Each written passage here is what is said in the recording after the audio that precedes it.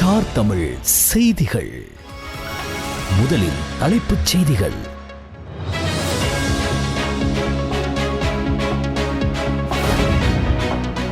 அமெரிக்காவிற்கு விஜயம் மேற்கொண்டுள்ள ஜனாதிபதி அனுரகுமார திசாநாயக்க மற்றும் ஐக்கிய நாடுகள் சபையின் மனித உரிமைகள் உயர் ஸ்தானிகர் வால்கர் டார்க் இடையிலான சந்திப்பு.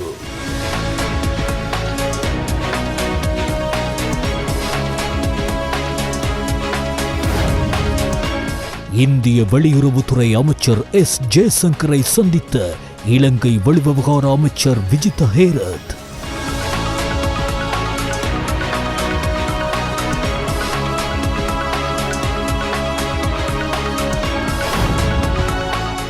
ஐநாவின் இலங்கைக்கான வதிவிட பிரதிநிதி மார்க் ஆண்ட்ரே பிரான்சேவை சந்தித்த தமிழ் தேசிய கட்சிகள்.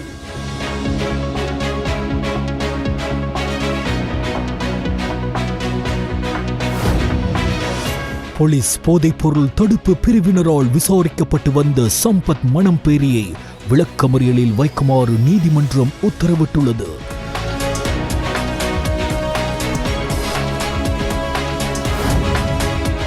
எக்ஸ்பிரஸ் பேர்ல் பேரழிவுக்கான இழப்பீட்டை பெற கட்சி அரசியல் பேதங்களை கடந்து அனைவரும் ஒன்றிணைய வேண்டும் என எதிர்க்கட்சி தலைவர் சஜித் பிரேமதாச தெரிவித்துள்ளார்.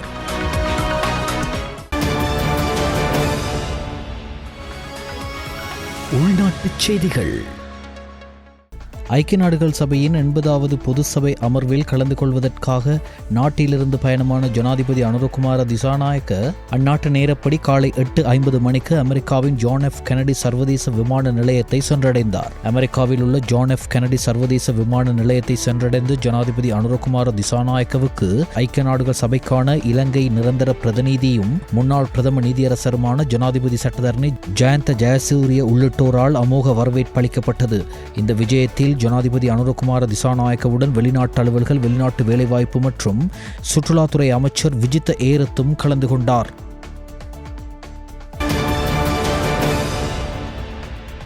ஐக்கிய நாடுகள் சபையின் 80வது பொது சபை அமர்வில் கலந்து கொள்வதற்காக அமெரிக்காவுக்கு விஜயம் மேற்கொண்டுள்ள ஜனாதிபதி அனுரகுமார திசாநாயக்க மற்றும் ஐக்கிய நாடுகள் சபையின் மனித உரிமைகள் உயர் ஸ்தானிகர் வால்கர் டார்க் இடையிலான சந்திப்பு ஐக்கிய நாடுகள் சபையின் பொதுச் செயலாளர் அலுவலகத்தில் அமெரிக்க நேரப்படி நேற்று பிற்பகல் நடைபெற்றது. இதன்போது ஐக்கிய நாடுகள் சபையின் மனித உரிமைகள் உயர் ஸ்தானிகர் ஜனாதிபதியை அமோகமாக வரவேற்றதுடன் கடந்த வருடத்தில் மனித உரிமை தொடர்பில் இலங்கை எட்டியுள்ள முன்னேற்றம் தொடர்பான விடயங்கள் இதன்போது ஆராயப்பட்டது. வெளிநாட்டு அலுவல்கள், வெளிநாட்டு வேலைவாய்ப்பு மற்றும் சுற்றுலாத்துறை அமைச்சர் விஜித் ஹேரத் மற்றும் ஐக்கிய நாடுகள் சபைக்கான இலங்கையின் நிரந்தர பிரதிநிதியும் முன்னாள் பிரதம நீதியரசருமான ஜனாதிபதி சட்டத்தரணி ஜயந்த ஜெயசூரியவும் இந்நிகழ்வில் கலந்து கொண்டனர். எக்ஸ்பிரஸ் பேர்ல் பேரழிவுக்கான இழப்பீட்டை பெற கட்சி அரசியல் பேதங்கள் கடந்து அனைவரும் ஒன்றிணைய வேண்டும் என எதிர்க்கட்சித் தலைவர் தெரிவித்துள்ளார். எக்ஸ்பிரஸ் பேர்ல் கப்பலால் ஏற்பட்ட பேரழிவுக்கு பின்னர் உயர்நீதிமன்றம் $1 பில்லியன் இழப்பீடாக அறவிட உத்தரவிட்டது.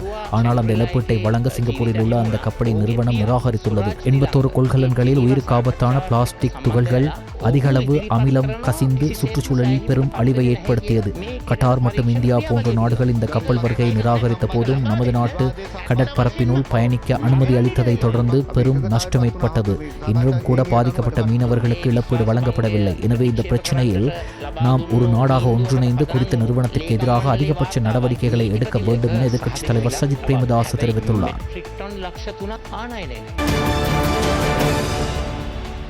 ஐநாவின் இலங்கைக்கான வதிவிட பிரதிநிதி மார்க் ஆண்ட்ரே பிரான்சேவிடம் அனைத்து தமிழ் தேசிய கட்சிகளும் ஒன்றிணைந்து கையெழுத்து போராட்டத்தில் பெற்றுக்கொண்ட கையொப்பங்கள் கொழும்பில் கையளிக்கப்பட்டன. நேற்று மாலை 3:30 மணியளவில் கொழும்பில் உள்ள ஐநா அலுவலகத்தில் இச்சந்திப்பு நடைபெற்றது. இக்கையொப்பங்களுடன் தேசிய தமிழ் கட்சிகளின் தலைவர்கள் ஒன்றிணைந்து கையொப்பமிட்ட கடித வரையும் கையளிக்கப்பட்டது. தமிழ் தேசிய கட்சியின் சார்பில் பாராளுமன்ற உறுப்பினர் கௌரவ செல்வம் அடைக்கலநாதனும், சமத்துவ கட்சியின் செயலாளர் நாயகம் சந்திரகுமார், கட்சிகளின் ஒருங்கிணைப்பாளரான குருசுவாமி சுரேந்திரனும் இச்சந்திப்பில் கலந்து கொண்டனர். ஐநா மனித உரிமைகள் உயர் ஸ்தானிகருக்கு எழுதப்பட்டு ஐநா செயலாளர் நாயகத்திற்கும் பாதுகாப்பு சபைக்கும் மனித உரிமைகள் பேரவையின் அங்கத்துவ நாடுகளின் பிரதிநிதிகளுக்கும் பிரதி செய்யப்பட்டுள்ளன. இக்கடிதத்தில் நீதியரசர் சி வி விக்னேஸ்வரன், பாராளுமன்ற உறுப்பினர் கஜேந்திரகுமார் பொன்னமரம் சார்பில் கஜேந்திரன், செல்வம் அடைக்கலநாதன், தர்மலிங்கம் சித்தார்த்தன், சுரேஷ் பிரேமச்சந்திரன், முருகேசு சந்திரகுமார் மற்றும் எஸ் நவீந்திரா வேந்தன் ஆகியோரும் கையொப்பமிட்டிருந்தனர்.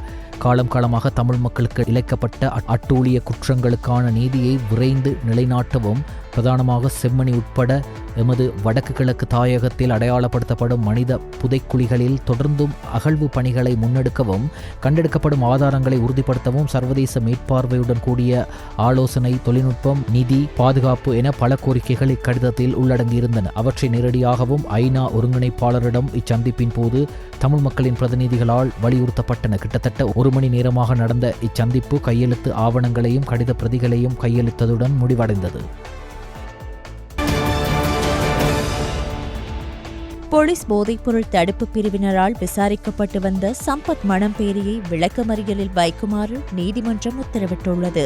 சந்தேக நபர் வலஸ்முல்ல நீதவான் நீதிமன்றத்தில் ஆஜர்படுத்தப்பட்டார். அதன்படி மித்தனிய பகுதியில் ஐஸ் என்ற போதைப்பொருள் தயாரிக்க பயன்படுத்தப்பட்டதாக சந்தேகிக்கப்படும் ரசாயனங்கள் அடங்கிய 2 கொள்கலன்களை மறைத்து வைத்த சம்பவம் தொடர்பாக அவர் எதிர்வரும் 26ஆம் திகதி வரை விளக்கமறியலில் வைக்கப்பட்டார். மேலும் சம்பந்தப்பட்ட நிலத்தில் ஆயுதங்கள் கண்டுபிடிக்கப்பட்ட சம்பவம் தொடர்பில் அவரை எதிர்வரும் அக்டோபர் 1ஆம் திகதி வரை விளக்கமறியலில் வைக்குமாறு வலஸ்முல்ல நீதவான் நீதிமன்றம் வலஸ்முல்ல நீதவான் உத்தரவிட்டுள்ளார். இலங்கை வெளிவிவகார அமைச்சர் விஜித் ஹேரத் மற்றும் இந்திய வெளியுறவுத்துறை அமைச்சர் எஸ். ஜெய்சங்கர் ஆகியோர் அமெரிக்காவில் சந்தித்து கலந்துரையாடியுள்ளனர். அமெரிக்காவில் இடம்பெற்று வரும் ஐக்கிய நாடுகள் சபையின் பொது சபை கூட்டத்தின் ஒரு பகுதியாக குறித்த சந்திப்பு நடைபெற்றுள்ளது. இலங்கைக்கும் இந்தியாவுக்கும் இடையிலான வலுவான நட்புறவையும் நெருங்கிய ஒத்துழைப்பையும் மீண்டும் உறுதிப்படுத்த இந்திய வெளியுறவு அமைச்சரை சந்தித்ததாக அமைச்சர் விஜித் ஹேரத் தனது எக்ஸ் கணக்கில் தெரிவித்துள்ளார். ஐக்கிய நாடுகள் சபையின் பொது சபை கூட்டத்தில் பங்கேற்க ஜனாதிபதி அனுரகுமார் திசாநாயக்கவுடன் அமைச்சர் விஜித் ஹேரத்தும் அமெரிக்கா சென்றுள்ளார். அதன்படி இன்று அமெரிக்க நேரப்படி பிற்பகல் 3:15 மணிக்கு ஐக்கிய நாடுகள் சபையின் பொது சபையில் ஜனாதிபதி அனுரகுமார் திசாநாயக்க உரையாற்ற உள்ளார். இந்த விஜயத்தின் போது ஜனாதிபதி ஐக்கிய நாடுகள் சபையின் பொதுச் செயலாளர் மற்றும் பல உலக தலைவர்களுடன் இருதரப்பு கலந்துரையாடல்களை நடத்த உள்ளார். இதேவேளை வெளிவிவகார அமைச்சர் விஜித் ஹேரத் அமெரிக்காவின் அரசியல் விவகாரங்களுக்கான பிரதி வெளியுறவு செயலாளர் எலிசன் ஹூக்கரையும் சந்தித்து கலந்துரையாடியுள்ளார். இருதரப்பு ஒத்துழைப்பு மற்றும் பொதுவான முன்னுரிமைகள் குறித்து இதன் போது விரிவாக விவாதிக்கப்பட்டுள்ளது. சர்வதேச வர்த்தக நிகழ்வுகளுக்கு இலங்கை ஒரு தனித்துவமான தளமாகும் என்றும் இலங்கையின் பெயரை சர்வதேச அரங்கிற்கு கொண்டு செல்வதற்கு ஸ்ரீலங்கா MICE எக்ஸ்போ 2025 ஒரு மிகச்சிறந்த வாய்ப்பாகும் எனவும் பிரதமர் கலாநிதி ஹரணி அமரசூரிய தெரிவித்தார். வெளிவிவகார, வெளிநாட்டு வேலைவாய்ப்பு மற்றும் சுற்றுலா அமைச்சின் கீழ் இயங்கும் இலங்கை மாநாட்டு பணியகத்தால் ஏற்பாடு செய்யப்பட்ட ஸ்ரீலங்கா MICE எக்ஸ்போ 2025 கண்காட்சியின் அங்குரார்ப்பண நிகழ்வில் கலந்து கொண்டு சினமன் லைஃப் ஹோட்டலில் பிரதமர் இதனை தெரிவித்தார். இந்த கண்காட்சியில் 30 நாடுகளை சேர்ந்த 100 பிரதிநிதிகள் கலந்து கொள்வதுடன் ஸ்ரீலங்கா MICE எக்ஸ்போ 2025 கண்காட்சி நேற்று முதல் 5 நாட்களுக்கு நடைபெறவிருக்கின்றது. இலங்கையை MICE துறையில் ஒரு முன்னணி நாடாக மாற்றுவதன் மூலம் உள்நாட்டு மற்றும் வெளிநாட்டு MICE பிரிவில் தமது சேவைகள், தயாரிப்புகள் மற்றும் திறமைகளை காட்சிப்படுத்துவதற்கும் மேம்படுத்துவதற்குமான வாய்ப்பை பெற்றுக் கொடுப்பதே இதன் நோக்கமாகும். இதன்போது மேலும் கருத்து தெரிவித்த பிரதமர் அவர்கள் இது ஒரு கண்காட்சி மட்டுமன்றி நம் நாட்டு வர்த்தகர்களுக்கும் பங்குதாரர்களுக்கும் நேரடியாக சர்வதேச ரீதியில் வர்த்தகத்தில் ஈடுபடுவதற்கும் அறிவை பெறுவதற்கும் ஒரு சிறந்த வாய்ப்பாகும். இத்தகைய கண்காட்சிகள் இலங்கையை ஒன்று கூடல்கள், மாநாடுகள் மற்றும் கண்காட்சிகளை நடத்துவதற்கான தளமாக மாற்றுவதற்கான வாய்ப்பை பெற்றுத் தருகின்றது. இலங்கை பொருளாதாரத்தில் சுற்றுலாத்துறைக்கு ஒரு மிக முக்கியமான இடம் இருக்கின்றது. 2024ஆம் ஆண்டில் சுற்றுலாத்துறை மூலம் $3.1 பில்லியன் $1 ஈட்டப்பட்டிருக்கின்றது. இந்த ஆண்டின் ஆகஸ்ட் மாதம் வரை தேசிய பொருளாதாரத்திற்கு $2.3 பில்லியன் $1 வருமானம் ஈட்டிக் கொடுக்கப்பட்டிருக்கின்றது. அந்நிய செலாவணியை ஈட்டிக் கொடுக்கும் துறைகளில் சுற்றுலாத்துறை 3வது பெரிய துறையாக விளங்குகின்றது. இந்த நிலைமையானது அபிவிருத்திக்கும் தேசிய பொருளாதாரத்தின் சாதகமான மாற்றத்திற்கும் பெரிதும் உதவுகிறது. வெளிவிவகார, வெளிநாட்டு வேலைவாய்ப்பு மற்றும் சுற்றுலா அமைச்சும் இலங்கை மாநாட்டு பணியகமும் இணைந்து ஏற்பாடு செய்திருக்கும் இந்த கண்காட்சியானது இலங்கை MICE மையமாக மாற்றுவதன் மூலம் பொருளாதாரத்தை மேம்படுத்துவதற்காக பெற்றுக் கொடுக்கும் பங்களிப்புக்கு பாராட்டுக்களை தெரிவிப்பதாக பிரதமர் கலாநிதி ஹரணி அமரசூரிய தெரிவித்தார். இந்த நிகழ்வில் இலங்கை மாநாட்டு பணியகத்தின் தலைவர் தீர ஹெட்டியாரச்சி, பதில் பொது முகாமையாளர் அச்சினி தாந்துனகே மற்றும் 30 நாடுகளை சேர்ந்த வெளிநாட்டு பிரதிநிதிகள் உட்பட பலர் கலந்து கொண்டனர்.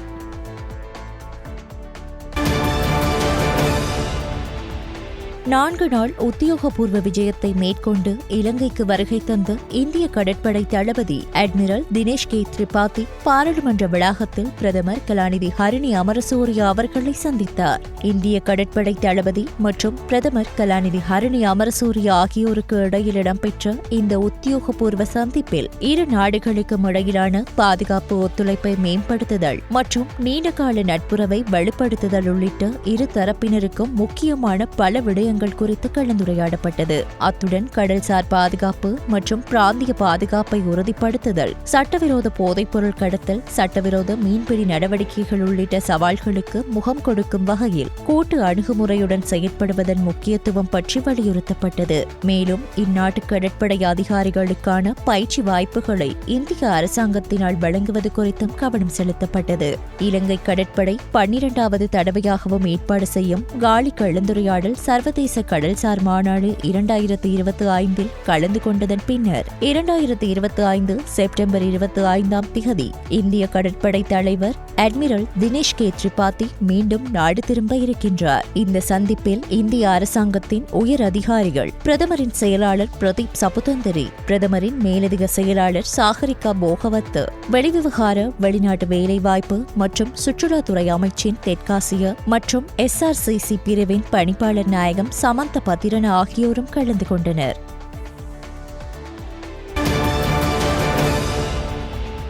இலங்கை மத்திய வங்கியின் நாணய கொள்கை சபை தனது கொள்கை வட்டி வீதத்தை தற்போதைய மட்டத்திலேயே மாற்றமின்றி தொடர்ந்து பேணுவதற்கு முடிவு செய்துள்ளது. இதன்படி ஓரிரவு கொள்கை வீதத்தை 7.75 தொடர்ந்தும் பேணுவதற்கு தீர்மானிக்கப்பட்டுள்ளது. நேற்று நடைபெற்ற நாணய கொள்கை சபை கூட்டத்தில் இந்த முடிவு எடுக்கப்பட்டுள்ளது. உள்நாட்டு மற்றும் உலகளாவிய போக்குகளை கவனமாக கருத்தில் கொண்ட பின்னர் குறித்த தீர்மானம் மேற்கொள்ளப்பட்டுள்ளதாக இலங்கை மத்திய வங்கி அறிவித்துள்ளது. தற்போதைய நாணய கொள்கை நிலைப்பாடானது பணவீக்கத்தை 5% இலக்கை நோக்கி நகர்த்த உதவும் எனவும் குறிப்பிடப்பட்டுள்ளது. தற்போது முன்னெடுக்கப்பட்டு வரும் சட்டப்படி வேலை செய்யும் போராட்டம் திட்டமிட்டபடி இன்று நள்ளிரவு வரை தொடரும் என இலங்கை மின்சார சபையின் மின்சார தொழில்நுட்ப வல்லுநர் சங்கம் தெரிவித்துள்ளது. அதன் தலைவர் கோசல் அபேசிங் இந்த அறிவிப்பை வெளியிட்டுள்ளார். இந்நிலையில் எதிர்வரும் தொழிற்சங்க நடவடிக்கை தொடர்பில் அனைத்து தொழிற்சங்கங்களும் கூடி ஆராய்ந்ததன் பின்னர் முடிவெடுக்கப்படும் என அவர் தெரிவித்தார்.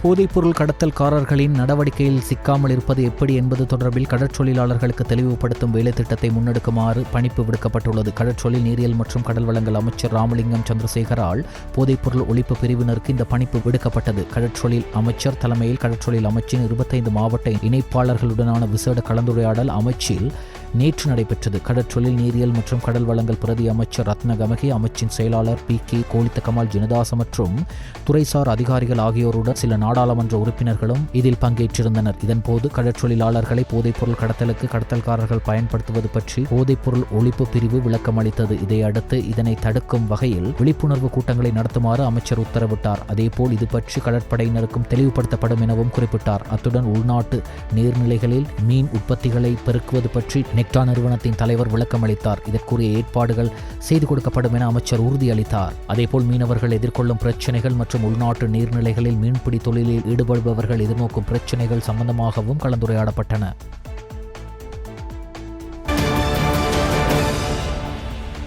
இலங்கையின் கடல் வளங்களை பாதுகாத்தல் மற்றும் சர்வதேச மீன் ஏற்றுமதி சந்தையை பாதுகாக்கும் நோக்குடன் சட்டவிரோத அறிக்கையிடப்படாத மற்றும் ஒழுங்குபடுத்தப்படாத மீன்பிடி நடவடிக்கைகளை கட்டுப்படுத்துவதற்காக கடற்றொழில் மற்றும் நீரியல் வளங்கள் திணைக்களத்திற்கும் ஏனைய 11 பிரதான அரச நிறுவனங்களுக்கும் இடையில் ஒரு முக்கியத்துவம் வாய்ந்த புரிந்துணர்வு ஒப்பந்தம் கடந்த 22ஆம் தேதி கடற்றொழில் அமைச்சு கேட்போர் கூடத்தில் கைச்சாத்திடப்பட்டது. இந்த ஒப்பந்தத்தின் மூலம் இலங்கையின் கடற்றொழில் சட்டங்கள் வலுப்படுத்தல், அருகிவரும் கடல் வளங்களை பாதுகாத்தல் மற்றும் ஐரோப்பிய ஒன்றியம் போன்ற பிரதான சந்தைகளுக்கான மீன் ஏற்றுமதியை தொடர்ச்சியாக பேணுவது உறுதி செய்தல் ஆகியன இலக்காக கொள்ளப்பட்டுள்ளன. கடந்த பிப்ரவரி மாதம் ஐரோப்பிய ஒன்றிய பிரதிநிதிகளுடன் இடம்பெற்ற கலந்துரையாடல்களின் போதே வழங்கப்பட்ட பரிந்துரைகளை நடைமுறைப்படுத்தும் முகமாக இந்த நடவடிக்கை எடுக்கப்பட்டது. இந்நிகழ்வில் கலந்து கொண்டு உரையாற்றிய பிரதி அமைச்சர் ரத்ன கமகே அவர்கள், ஐரோப்பிய ஒன்றியத்திடமிருந்து மீன் தடை அபாயத்தை நாம் எதிர்கொண்ட போது ஒரு அரசாங்கம் என்ற வகையில் இந்த நிலையை மாற்றுவதற்கு தேவையான அனைத்து நடவடிக்கைகளையும் எடுப்பதாக நாம் உறுதியளித்தோம். இன்று கைச்சாத்திடப்படும் இந்த ஒப்பந்தம் அந்த வாக்குறுதியை நிறைவேற்றுவதற்கான ஒரு முக்கிய படியாகும். எமது கடல் வளங்களையும் மீனவ சமூகத்தின் வாழ்வாதாரத்தையும் பாதுகாப்பதற்கும் ஒரு உற்பத்தி பொருளாதாரத்தை கட்டியெழுப்புவதற்கும் தேசிய மற்றும் சர்வதேச சட்ட திட்டங்களுக்கு மதிப்பளித்து ஒழுங்குமுறைகளுடன் செயற்படுவது இன்றியமையாதது என்று தெரிவித்தார்.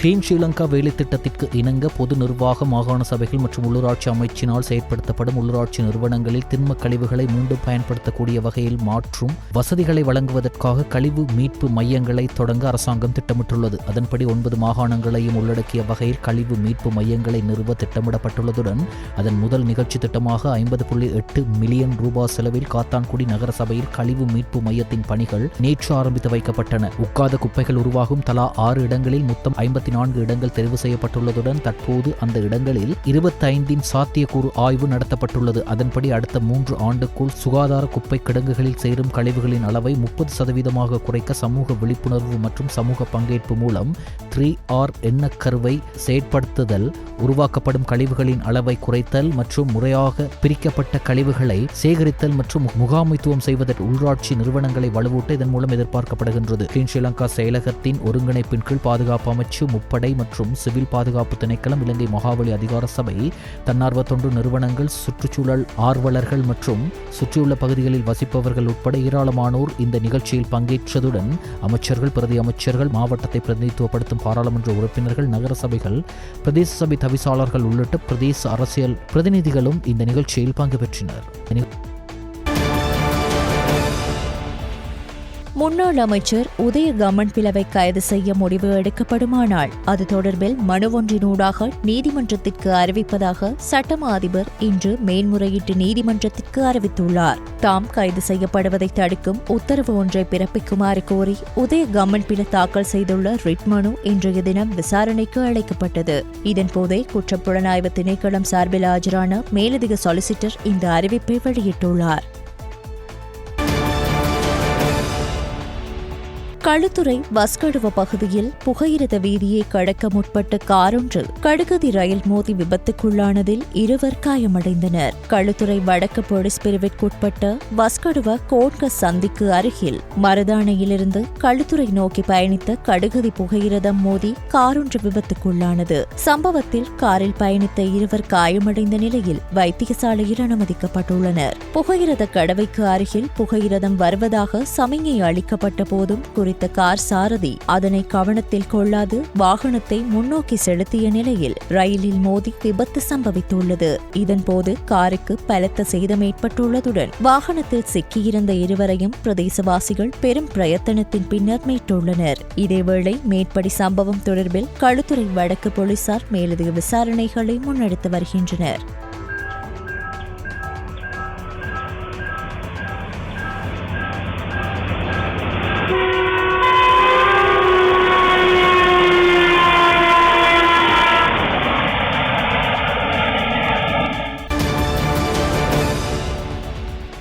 நேற்று பாராளுமன்றத்தில் நடந்த விவாதத்தின் போது பாராளுமன்ற உறுப்பினர் கிட்னன் செல்வராஜ் உரையாற்றினார். முக்கியமான ஒரு பிரேரணையாகும் கௌரவத்துக்குரிய தவிசாளர் அவர்களே, தேசிய கட்டிட ஆராய்ச்சி நிறுவனத்தின் நிறுவனமான அதாவது NBRO என்ற நிறுவனத்தை 1984ஆம் ஆண்டு அறிமுகப்படுத்தப்பட்டதோடு அதனை மேலும் மறுசீரமைப்பதற்கான சட்டமூலம் 2019ஆம் ஆண்டிலே கொண்டு வரப்படுகின்றது. ஆனால் அதனை மேலும் வலுப்படுத்தி பலப்படுத்தி அதை சமூகத்திற்கும் நாட்டுக்கும் பிரயோசனமான சரிவர அதனுடைய சேவையை பெற்றுக்கொள்வதற்கு ஏதுவான வழிமுறைகளை முன்மொழிவதற்கான ஒரு சட்ட மூலமாகவே நாங்கள் இன்று காணக்கூடியதாக இருக்கின்றது.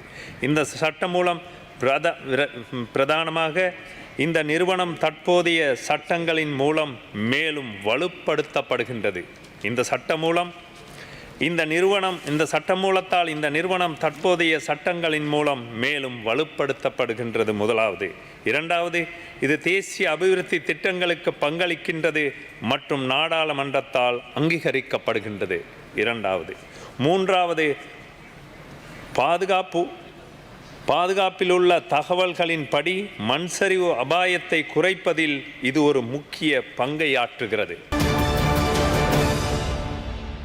முன்னாள் அமைச்சர் மெர்வின் சில்வா அமைச்சராக செயற்பட்ட காலத்தில் சட்டவிரோதமாக சொத்துக்களை ஈட்டியதாக கூறி அவருக்கு எதிராக லஞ்ச ஒழிப்பு ஆணைக்குழு தாக்கல் செய்த வழக்கின் விசாரணைக்கு கொழும்பு மேல் நீதிமன்றம் திகதியிட்டுள்ளது. அதன்படி இந்த வழக்கின் விசாரணையை எதிர்வரும் நவம்பர் 17ஆம் திகதி ஆரம்பிப்பதற்கும் கொழும்பு மேல் நீதிமன்ற நீதிபதி முகமது மிஹால் உத்தரவிட்டுள்ளார். இன்று வழக்கு விசாரணைக்கு வந்தபோது வழக்கு தொடர்பான பல ஆவணங்களை லஞ்ச ஒழிப்பு ஆணைக்குழு பிரதிவாதிக்கு வழங்கியது. அதன்படி வழக்கின் விசாரணைக்கு திகதி நிர்ணயிக்குமாறு லஞ்ச ஒழிப்பு ஆணைக்குழு நீதிமன்றத்தை கோரியது. இந்த கோரிக்கையை ஏற்றுக்கொண்ட நீதிபதி வழக்கை நவம்பர் 17ஆம் திகதி விசாரணைக்கு எடுத்துக் கொள்வதற்கு தீர்மானித்தார். 2010 முதல் 2012ஆம் ஆண்டு வரையான காலப்பகுதியில் அவர் அமைச்சராக பணியாற்றிய போது தனது சட்டப்பூர்வ வருமானத்திற்கு மேலதிகமாக சுமார் 150 மில்லியன் ரூபாய் மதிப்புள்ள சொத்துக்களை சட்டவிரோதமாக சம்பாதித்துள்ளதாக மெர்வின் சில்வாவுக்கு எதிராக குற்றம் சாட்டப்பட்டுள்ளது.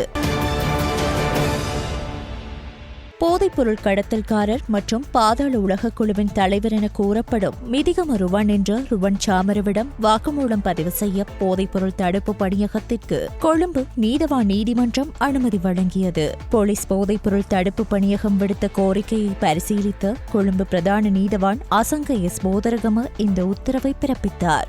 நாட்டில் போதைப்பொருள் வலையமைப்பு தொடர்பாக நடத்தப்பட்ட விசாரணைகளின் போது கண்டறியப்பட்ட விடயங்களை மேலும் உறுதிப்படுத்த சந்தேக நபரை விசாரித்து வாக்குமூலம் பதிவு செய்வது அவசியம் என்று போலீசார் நீதிமன்றத்தில் கோரிக்கை விடுத்தனர். அதன்படி சிறையில் உள்ள சந்தேக நபரிடம் வாக்குமூலம் பெற உத்தரவு பிறப்பிக்குமாறும் போலீசார் நீதிமன்றத்தை கோரினர். இந்த கோரிக்கையை ஏற்றுக்கொண்ட நீதவான் அக்டோபர் மாதம் 13ஆம் திகதி சிறையில் உள்ள சந்தேக நபரிடம் வாக்குமூலம் பதிவு செய்ய உத்தரவிட்டார். இலங்கையில் போதைப்பொருள் வலையமைப்புடன் பாதுகாப்பு படையினர் மற்றும் அரசியல்வாதிகள் கொண்டிருந்த தொடர்புகள் குறித்து சில தகவல்கள் வெளிச்சத்துக்கு வரும் சூழலில் எவரும் அச்சமடைய வேண்டாம் என அமைச்சரவை பேச்சாளர் அமைச்சர் நலிந்த ஜெயதிச தெரிவித்துள்ளார். அமைச்சரவை முடிவுகளை அறிவிக்கும் செய்தியாளர் சந்திப்பில் கலந்து கொண்டு செய்தியாளர்கள் எழுப்பிய கேள்விக்கு பதிலளிக்கையில் அவர் இதனை தெரிவித்தார். அவர் மேலும் தெரிவிக்கையில் சம்பத் மனம் பேரி கைது செய்யப்பட்டதை அடுத்து அவரது வாக்குமூலங்களின் அடிப்படையில் சில ஆயுதங்கள் மீட்கப்பட்டுள்ளன. அதன் அடிப்படையில் தொடர்ந்து விசாரணைகள் நடைபெற்று வருகின்றன. எனவே மக்கள் நம்பிக்கையுடன் காத்திருக்க வேண்டும். அரசியல் தொடர்புகள் எதிர்காலத்தில் படிப்படியாக வெளிப்படும் என்றார். அதேவேளை அரசியல்வாதிகள் போதைப்பொருள் வலையமைப்புடன் கொண்டிருந்த உறவுகள் குறித்து கேள்விக்கு பதிலளிக்கும் போது இவ்வாறு வெளிப்படுத்தப்படும் எந்த பெயரும் நடைபெற்று வரும் விசாரணைகளின் இடையூறு விளைவிக்கும் என்பதால் தற்போது பெயர்கள் அறிவிக்க இயலாது என்று காவல்துறை ஊடக பேச்சாளர் தெரிவித்தார். பெரண்டினா நிறுவனத்தின் ஏற்பாட்டில் நேற்றைய தினம் சாதாரண தர பரீட்சையில் சித்தியடைந்து உயர்தரத்திற்கு தெரிவாகியுள்ள தெரிவு செய்யப்பட்ட நுவரெலியா மாணவர்களுக்கு புலமை பரிசில் காசோலை அட்டனையில் வழங்கி வைக்கப்பட்டது. மாதம் 1500 ரூபாய் என்ற அடிப்படையில் 24 மாதங்களுக்கான கற்றல் நடவடிக்கைகளுக்காக காசோலை வழங்கி வைக்கப்பட்டது. கல்விக்கு கரம் கொடுப்போம் என்ற துணைப்பொருளில் வழங்கப்பட்ட இப்புலமை பரிசில் திட்டத்தில் பிரதேச செயலாளர், அட்டன் உதவி கல்வி பணிப்பாளர், போலீஸ் நிலைய உத்தியோகத்தர்கள், பெரண்டினா நிறுவன உத்தியோகத்தர்கள், மாணவர்கள், பெற்றோர்கள் என பலரும் கலந்து கொண்டு சிறப்பித்தனர்.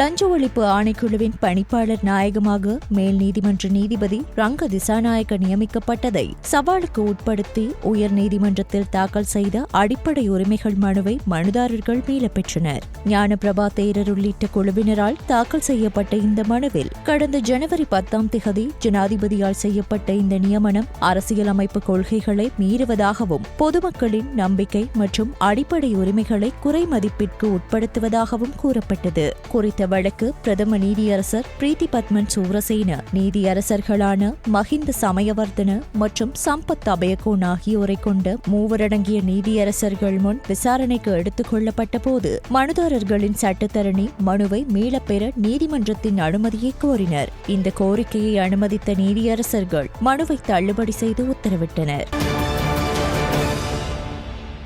பாராளுமன்றத்தில் இன்று 2வது மதிப்பீட்டுக்கு உட்படுத்தப்பட்டு நிறைவேற்றப்பட்ட 9வது அத்தியாயமான தண்டனை சட்டக்கோவை திருத்த சட்டம் மூலம் ஆளுகை, நீதி மற்றும் சிவில் பாதுகாப்பு பற்றிய துறைசார் மேற்பார்வை குழுவில் ஆராயப்பட்டு அங்கீகரிக்கப்பட்டுள்ளது.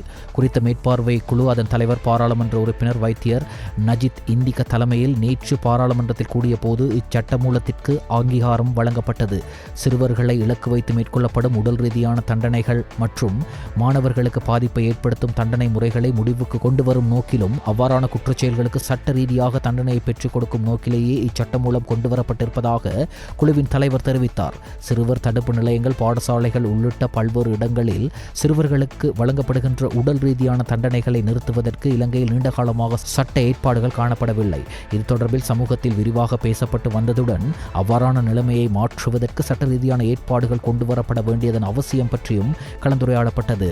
இது பற்றிய சட்டம் ஒன்றுக்கான தேவை குறித்து பல்வேறு அரசியல் கட்சிகள், சர்வதேச அமைப்புகள் உள்ளிட்ட பல தரப்புகளிடமிருந்து தொடர்ச்சியாக வலியுறுத்தப்பட்ட நிலையிலேயே குறித்த சட்ட மூலத்தை கொண்டு வந்திருப்பதாக சட்ட மற்றும் தேசிய ஒருமைப்பாட்டு அமைச்சின் அதிகாரிகள் தெரிவித்தனர்.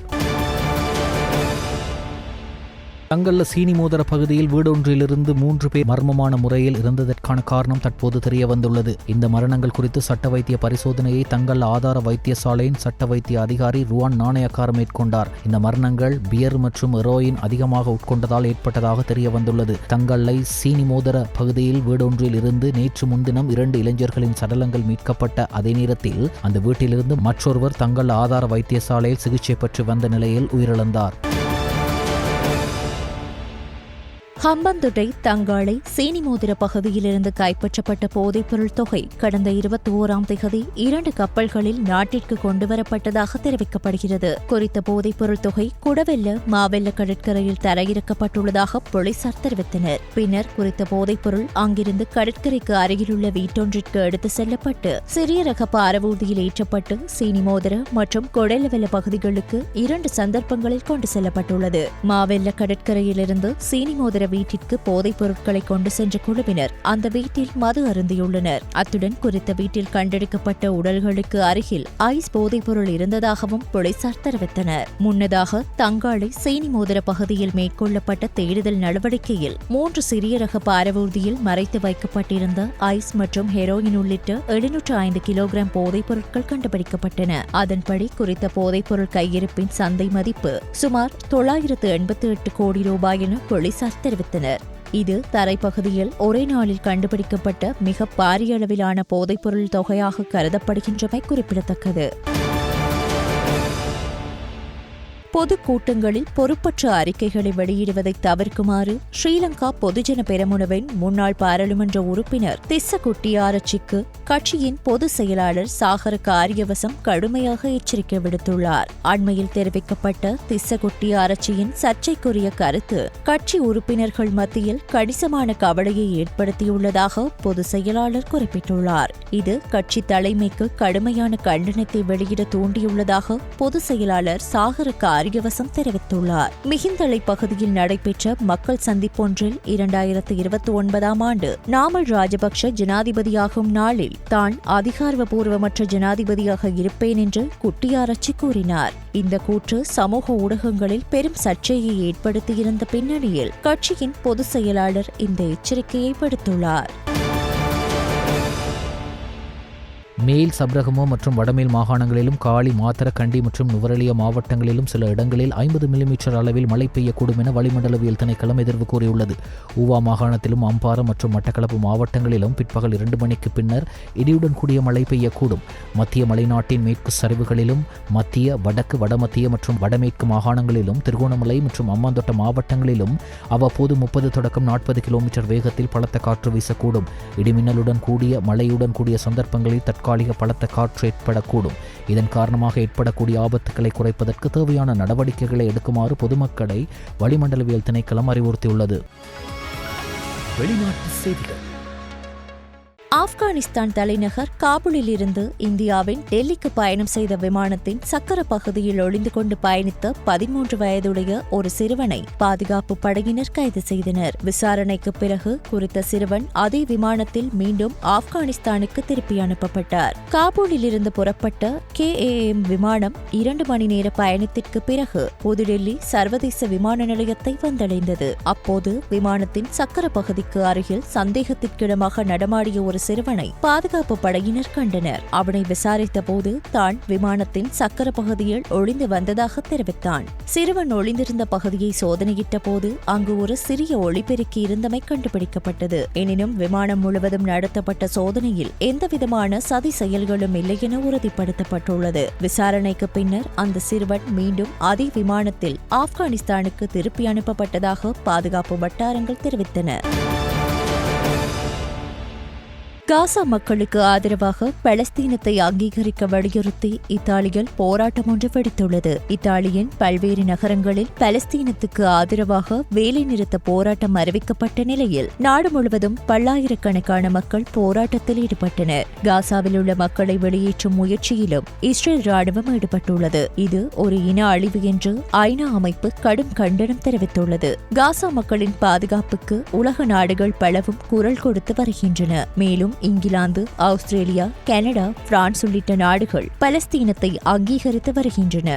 இந்நிலையில் இத்தாலி பிரதமர் ஜியோர்ஜியோ மெலோனி பலஸ்தீனத்துக்கு ஆதரவு தெரிவிக்காத நிலையில் அவருக்கு எதிராக இத்தாலி மக்கள் போராட்டத்தில் ஈடுபட்டுள்ளனர். இத்தாலியின் மிலனின் ரயில் நிலையம் ஒன்றின் மீது தாக்குதல் நடத்திய போராட்டக்காரர்கள் பல இடங்களில் வன்முறையில் ஈடுபட்டனர். அவர்களை கட்டுப்படுத்த போலீசாரும் நடவடிக்கைகளை மேற்கொண்டனர். இஸ்ரேலுடனான உறவை துண்டிக்க வேண்டும் என்று வலியுறுத்தி பலரும் கோஷமிட்டு கையில் பதாகைகளுடன் பேரணியில் ஈடுபட்டனர்.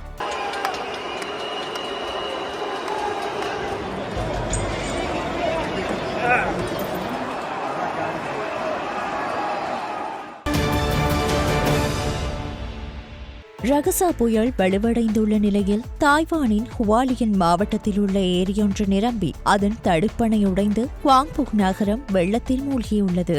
இதில் 14 பேர் உயிரிழந்துள்ளதோடு 120க்கும் அதிகமானோர் காணாமல் போயுள்ளனர். இந்நிலையில் ஹாங்காங் தனது எச்சரிக்கையை 10ஆம் நிலைக்கு உயர்த்தியுள்ளது. இதனால் விமானங்கள் தரையிறக்கப்பட்டதுடன் வர்த்தக நிலையங்கள், பாடசாலைகள் ஆகியன மூடப்பட்டன.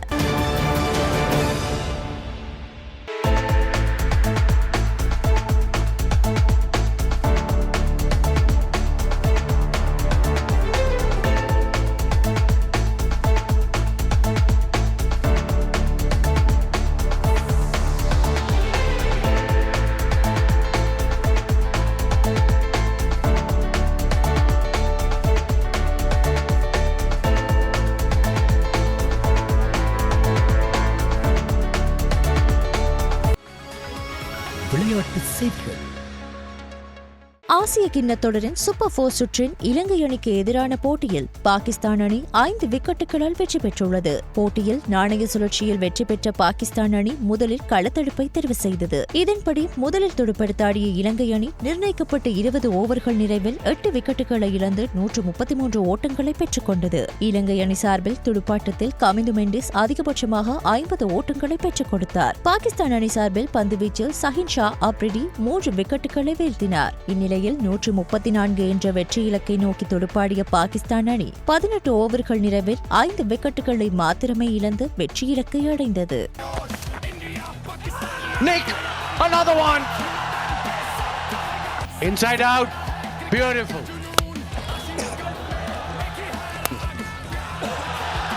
Well, slower delivery, trying to go downtown, could be out, 6 run.